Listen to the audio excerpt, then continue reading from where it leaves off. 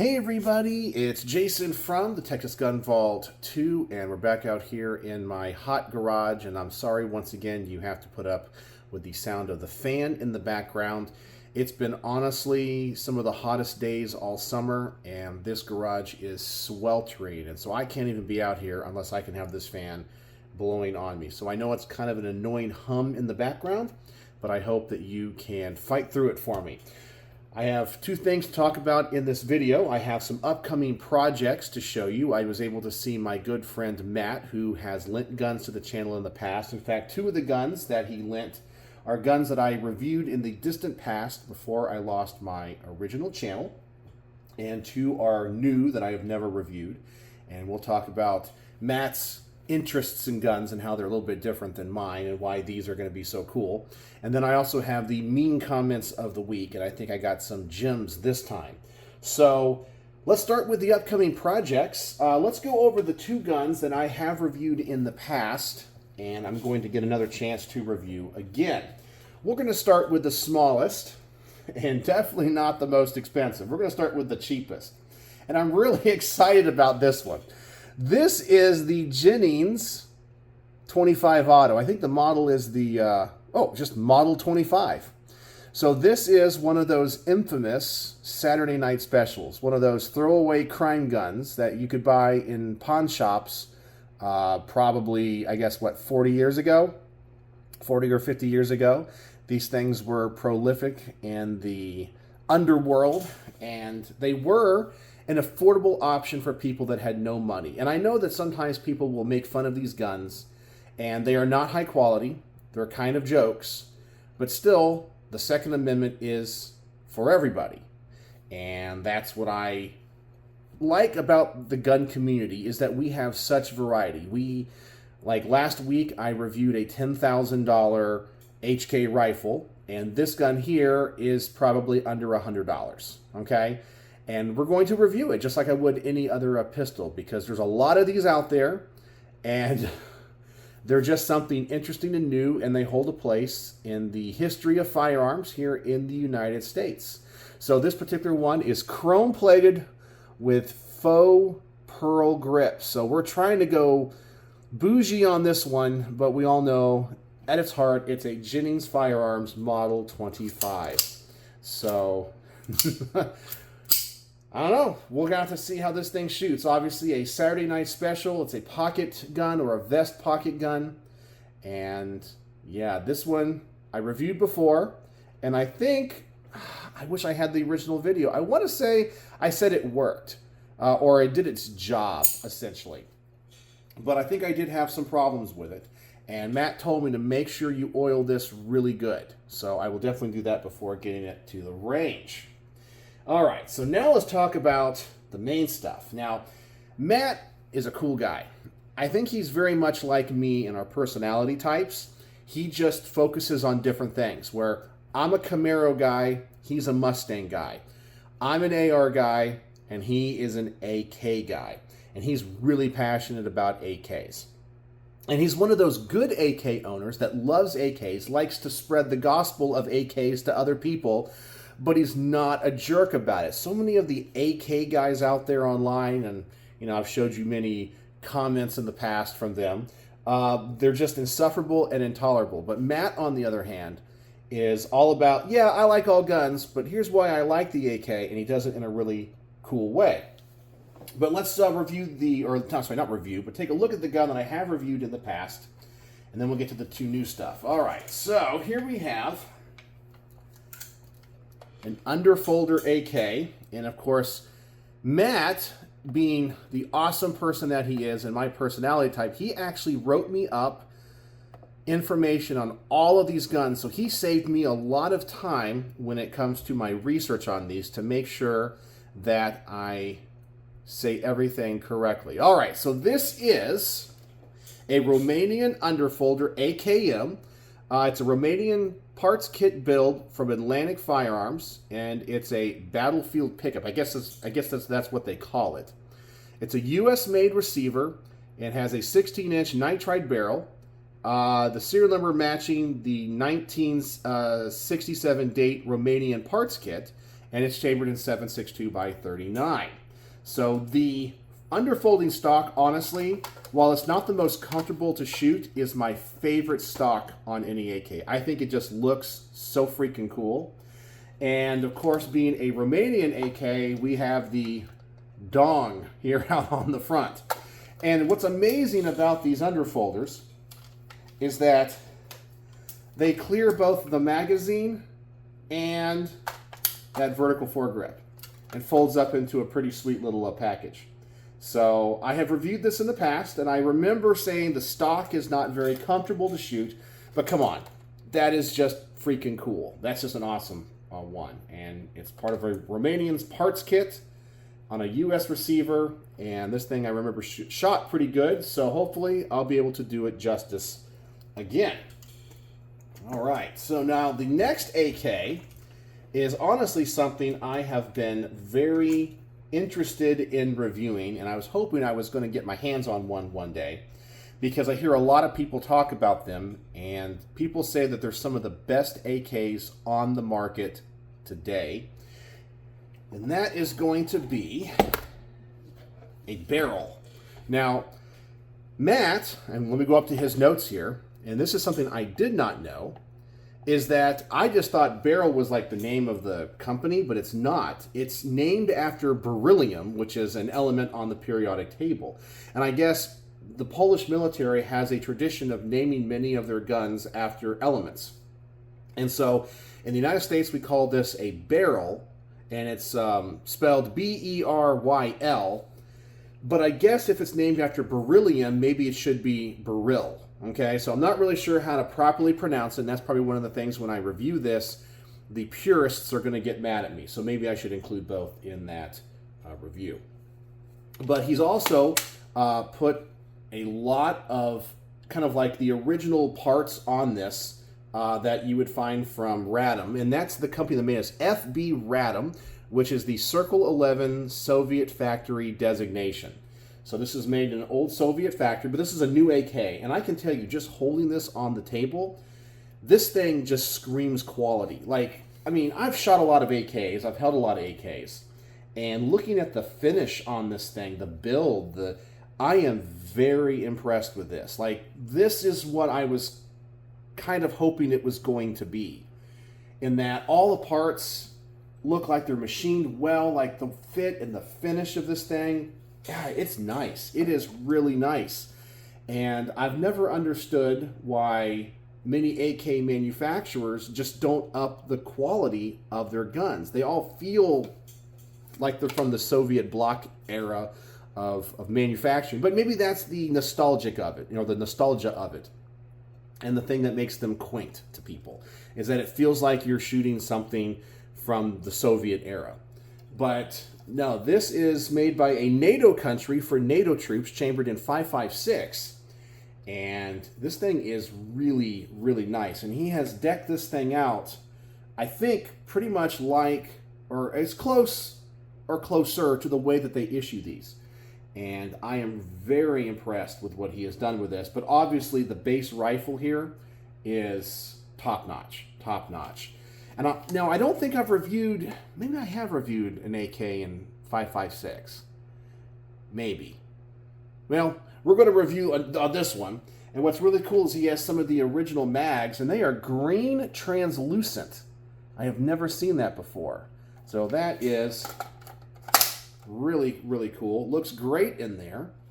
And he has done, just as I said, a fantastic job on this. He wrote me a whole bunch of stuff about it. About the history of it. He says, it's currently equipped with hard-to-find factory FB Radom furniture and accessories that were Polish infantry standard issue, and has the telescoping stock, the quad rail handguards, pistol grip, optics rail with EOTech, and I believe he even has the right EOTech on this. I believe they used 2 or something, and I can't remember which one he went with. I think this is the 512. Not 100% sure, but yeah. The magazines are also from FB Radom, and I'm told this will feed a variety of other 5.56 AK mags, but he only owns the factory mags. So I don't think I have any 5.56 mags myself to try it out in, but we're just going to run the factory mags, which obviously would be the best option for this. But yeah, I'm finally going to get to shoot and review a barrel or barrel 5.56 AK. And this is a sweet rifle. I mean, if it shoots as nice as it looks, oh man, I may have to look at getting one of these because it's nice. This thing is super nice. Yeah. All right, and I think you can see the other gun we have on the table. In fact, let me put this over here on the other side of the workbench.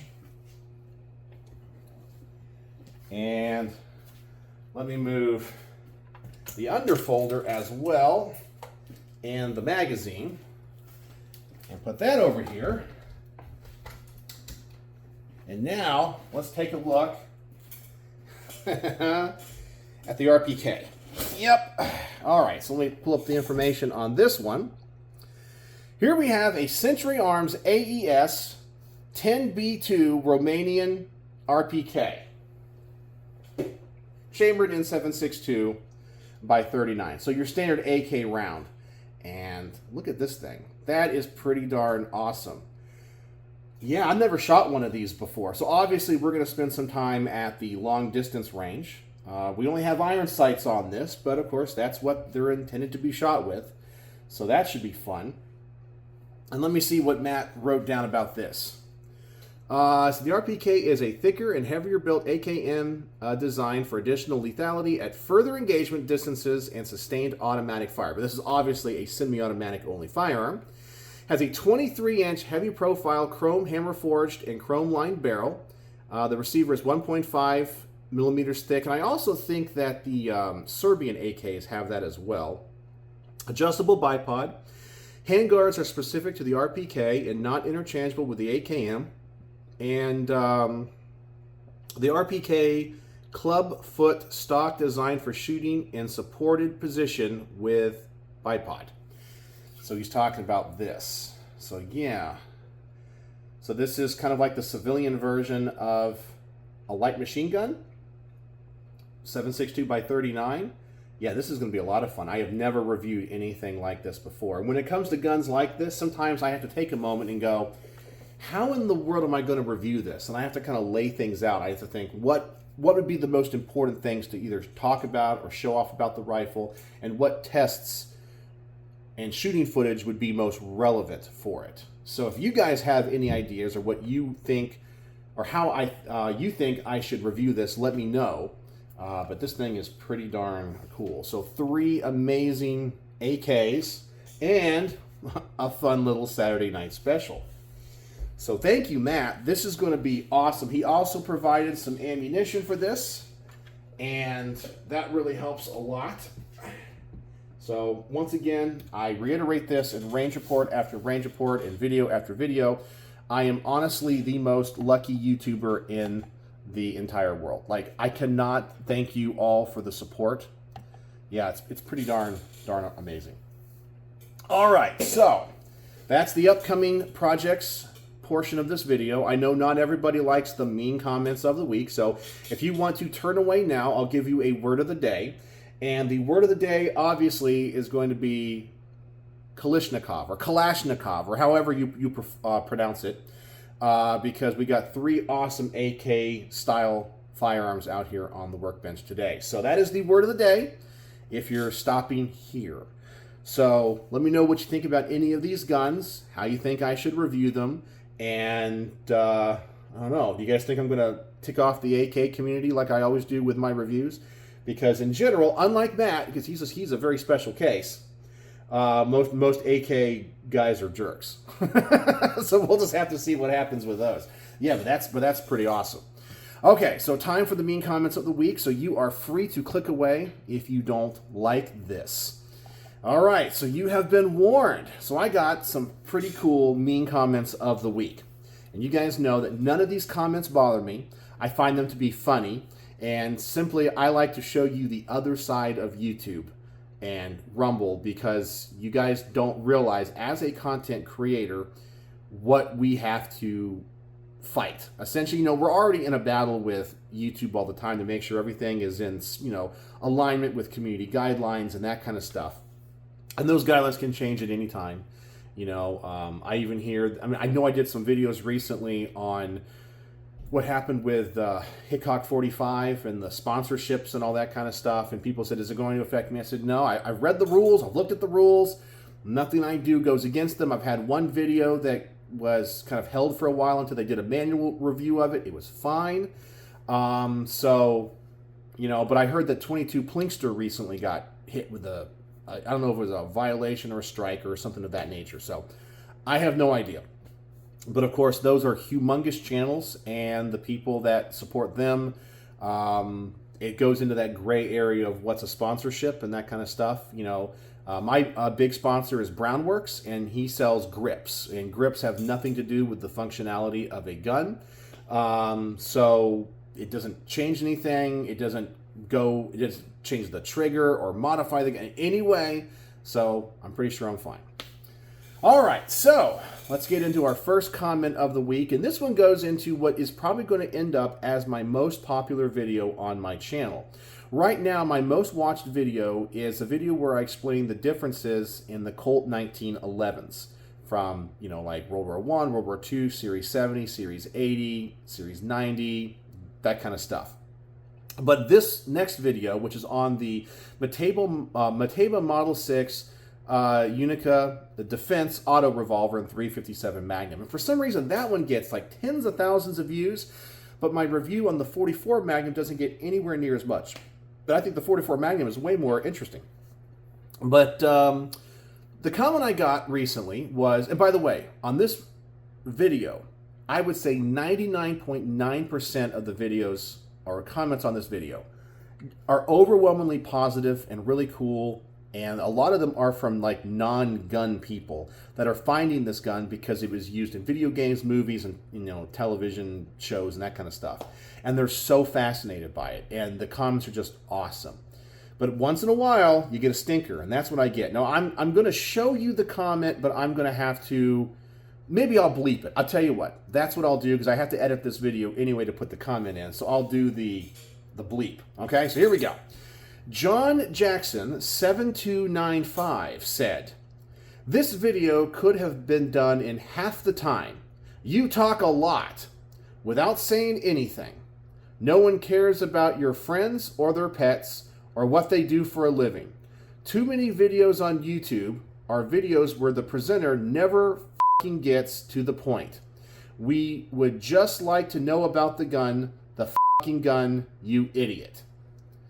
Wow. Well, that sounds like a really angry person that hopefully is not a firearms owner, because that person, if they're triggered by me presenting that gun, man, they have some anger issues. And I hope that they do not own firearms or are around firearms, because obviously they have anger issues.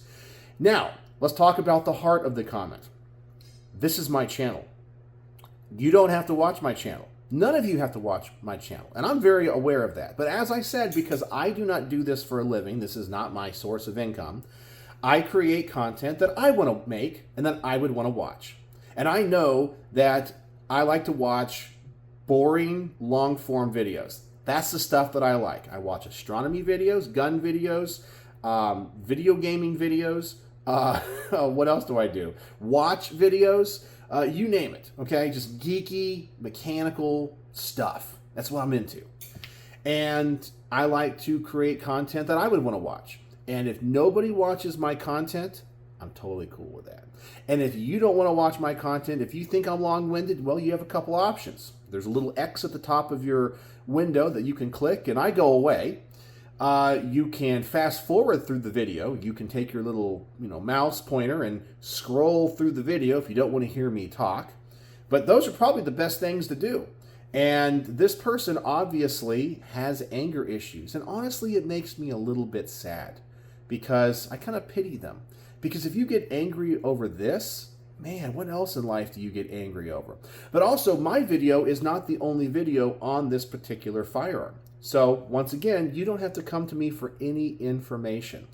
And if you don't like to hear me talk, do not subscribe, do not watch my videos, and your life will be a lot happier. But I'm going to continue to be happy and make the content that I want to make. So there's that. So that's the kind of stuff that I have to deal with a lot. So yeah, those kinds of people, honestly, I feel sorry for, and I kind of worry about, because they obviously just emotionally have issues. All right, so now our next one, all right, is on a video here on the Texas Gun Vault 2, and it was the Texas Gun Vault 2 Garage Talk First Impressions and Issues with the HK MR27 with the deployment kit. And I was talking about my experiences after shooting that gun. And I got the calf muscle who says, "You're just hating because it's expensive and not yours." Well, first off, I don't think I really hated on that gun. I think I was very complimentary of that gun, and there's a lot of things about it that I liked. But also, as for it being expensive, well, yeah, it's expensive, and in my range report, I talk about how it is kind of expensive, and it's kind of sad that it is, because because that gun itself, they sell to the United States military for $1,300. Okay, you can go find that information. So when the Marine Corps buys that exact rifle, it's $1,300. But when you buy that rifle, it's $10,000. Okay? Now, obviously, there's fewer of them, and HK hates you, and they don't want to release stuff to the civilian market, so obviously the price is going to go sky high because of collectors. But yeah, it's expensive, but I don't hate the gun itself because it's expensive. But now, am I mad because it's not mine? No. Because I know that when you watch my channel, I have been so blessed. Once again, I have to bring that to point up a lot. I am so blessed that I get to review awesome firearms of other people's collections. And occasionally I do review guns of my collection. Like, I am working through my carry rotation, and I also have done other reviews of my guns. But honestly, some of my friends and subscribers, like the guns you saw on the table today, they're cooler than a lot of the guns I got. So yeah, I'm definitely going to shoot those. But my collection, which I don't show off as often, is pretty good. And honestly, if you guys remember, when it came to either buying the HK rifle or buying a Rolex, I decided to go with the Rolex. And the Rolex was more expensive than the rifle. So yeah, it's not really a money thing. But these people, I don't know why he would say this. I'm hating it because it's expensive and not mine. No, I'm not hating on it for either of those reasons. In fact, when you see the range report, which will come out in like March of next year, because I got that many videos in the can, I'm very complimentary of that rifle, especially at long distances. So I don't know what this guy is talking about. All right. Next one is kind of a weird one because it goes into lexicon, nomenclature, and what we call things in the gun community. Because you know how we all roll our eyes when we talk to somebody and they call it a clip instead of a magazine, right? Or goofy stuff like that. There's probably a number of things in the gun culture that people mislabel and call wrong. We kind of roll our eyes, but we all know what we're talking about. Well, in my field strip of the B&T APC 308 Pro DMR, I guess it's Cheyenne or Cheney 8296 said, "Guns are on the decks of battleships. Calling a rifle a gun is amateur." Well, number one, I am an amateur, okay? I don't do this for a living. But let's talk about the wording.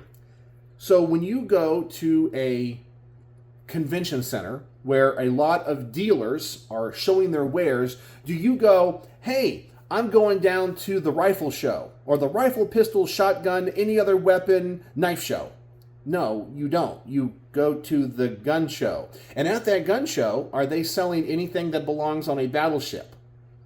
No, they're not selling those types of artillery, right?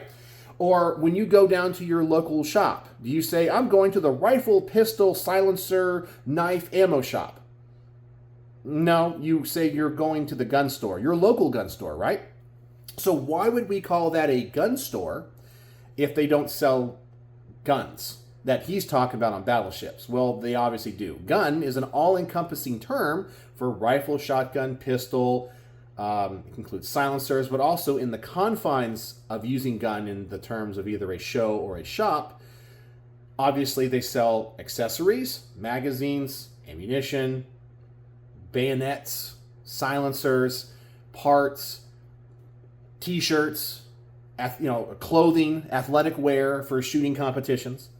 So sometimes these people, it's weird because I just want to know what this person calls a gun show, or what does he call a gun shop, or what does he say to other people. And it's this kind of stuff, and then of course calling me the amateur, which, as I said, it doesn't bother me because a professional is somebody that does it for a living. I don't do this for a living, and I totally admit that. This is something I do for fun. So I am an amateur. But sometimes amateurs, and I'm not saying that I'm one of these, amateurs can be better than professionals. Just because you do something for a living doesn't mean you're good at it. It just means you do it for a living. There are many people out there, like amateur astronomers, that do much better research and discover more in the night sky than professional astronomers because they're more passionate about it. But anyway, he calls me a derogatory name or trying to degrade me because I use the word gun. I mean, come on. It is a gun, okay? All right, and for our last one, this is another person that uses kind of some weird language. For some reason, I thought I had mentioned this one in a previous video, so if I did, I'm sorry. It's going to be a repeat. But this is on the should you convert a Glock to shoot calibers, and it's like the going between like 40 Smith & Wesson, 357 SIG, and 9mm, because by changing barrels and changing magazines, you can change Glock's calibers relatively easy in certain models, like the 17, the 19, the 23, the 22, so forth.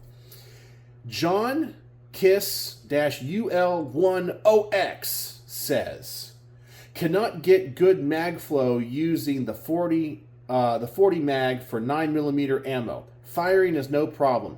You just need a Glock 17 mag for the 40 firearm to fire 9mm ammo. You are wrong. I do it all the time at the range. You full of beans. Okay? I full of beans, or you full of beans. Well, obviously we have some grammatical problems here and some punctuation problems because he has words that are capitalized. Anyway, you guys can see that absolute mess right there.